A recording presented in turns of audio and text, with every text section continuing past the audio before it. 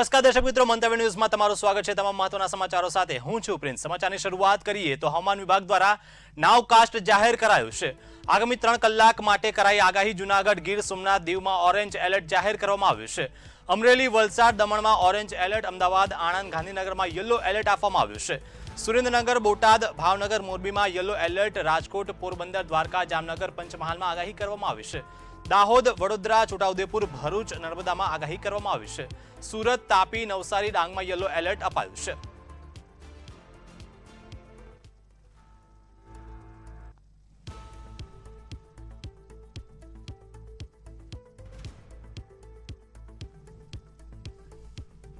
ત્યારે રાજકોટ, પોરબંદર, દ્વારકા, જામનગરમાં, પંચમહાલમાં આગાહી કરવામાં આવી છે। ત્યારે અનેક જિલ્લાઓમાં યલો એલર્ટ અને રેડ એલર્ટ આપવામાં આવ્યા છે।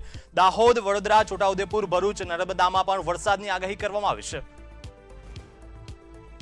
ત્યારે વરસાદી ચિત્રને વધુ સ્પષ્ટ રીતે સમજાવવા માટે ન્યૂઝરૂમમાંથી આપણા સંવાદદાતા અનિતા લાઈવ જોડાઈ ગયા છે। અનિતા, વિંડીના માધ્યમથી સ્પષ્ટ સમજીશું કે કયા જિલ્લામાં કેટલો વરસાદ પડવાનો છે, ક્યાં યલો એલર્ટ આપવામાં આવ્યું છે, ક્યાં રેડ એલર્ટ આપવામાં આવ્યું છે અને ક્યાં સાવચેતી રાખવાની જરૂર છે। ચોક્કસથી આપને જણાવી દઈએ કે હવામાન વિભાગે આગામી 5 થી 6 દિવસ ભારેથી અતિભારે વરસાદની આગાહી કરી છે।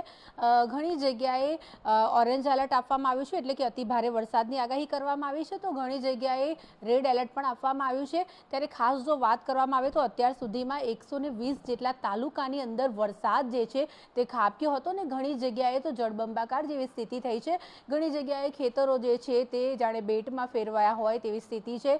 ત્યારે આપણે વિંડીના માધ્યમથી સમજવાનો પ્રયત્ન કરીશું કે કઈ જગ્યાએ અત્યારે હાલ શું સ્થિતિ ચાલી રહી છે। આજે ખાસ જો વાત કરવામાં આવે તો જે જગ્યાએ ઓરેન્જ એલર્ટ આપવામાં આવ્યું છે એની વાત કરવામાં આવે તો ગીર સોમનાથમાં આજે ઓરેન્જ એલર્ટ એટલે કે ભારેથી અતિ ભારે વરસાદની આગાહી કરવામાં આવી છે। સાથે જો વાત કરવામાં આવે તો ભાવનગરમાં પણ આજે ભારેથી અતિ ભારે વરસાદની શક્યતાઓ જે છે તે સેવવામાં આવી છે। અમરેલીમાં પણ આજે અતિ ભારે વરસાદ વરસશે તેવું હવામાન વિભાગ જણાવી રહ્યું છે। આની સાથે જ અહીંયા ઓરેન્જ એલર્ટ આપવામાં આવ્યું છે। આ સાથે જો વાત કરવામાં આવે તો રાજકોટ અને જૂનાગઢમાં યલો એલર્ટ આપવામાં આવ્યું છે કે યલો એલર્ટનો મતલબ એવો છે કે વોચ રાખવામાં આવી રહી છે અને આજે વરસાદ પડી શકે તેવી શક્યતાઓ છે। ત્યારે ખાસ જો વાત કરવામાં આવે તો જે જગ્યાએ રેડ એલર્ટ આપવામાં આવ્યું છે તે જગ્યામાં ખાસ સુરત, નવસારી અને ભરૂચ જે છે, વાપી છે, આ બધી જ જગ્યાએ રેડ એલર્ટ આપવામાં આવ્યું છે। અહીંયા જે છે તે ભારે વરસાદની શક્યતાઓ છે। ડાંગમાં પણ ભારે વરસાદની શક્યતાઓ છે। નવસારી જે છે ત્યાં પણ રેડ એલર્ટ આપવામાં આવ્યું છે। વલસાડમાં પણ અને વાપીમાં પણ અતિ ભારે વરસાદની શક્યતાઓ છે। આજે ખાસ દાદરા નગર હવેલીની જો વાત કરવામાં આવે તો ત્યાં પણ આજે જે છે તે ભારેથી અતિ ભારે વરસાદની શક્યતાઓ છે। ત્યારે આપ જોઈ શકો છો કે ભરૂચમાં આજે વરસાદ પડશે, સુરતમાં પણ ભારે વરસાદની શક્યતાઓ છે।